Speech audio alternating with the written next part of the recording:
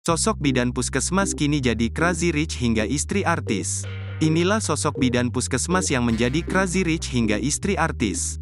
Sosok bidan puskesmas itu ternyata bernama Cindy Samuel. Ia pernah menjadi bidan puskesmas dengan gaji honorer Rp100.000 saja.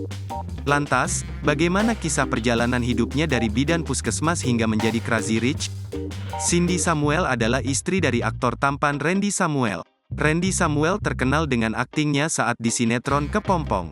Dalam sinetron itu, Randy Samuel berperan sebagai Oyon. Cindy Samuel pun dinikahi oleh Randy Samuel saat dirinya masih menjadi bidan di puskesmas. Awal pernikahannya, keduanya hidup sederhana di sebuah rumah kontrakan.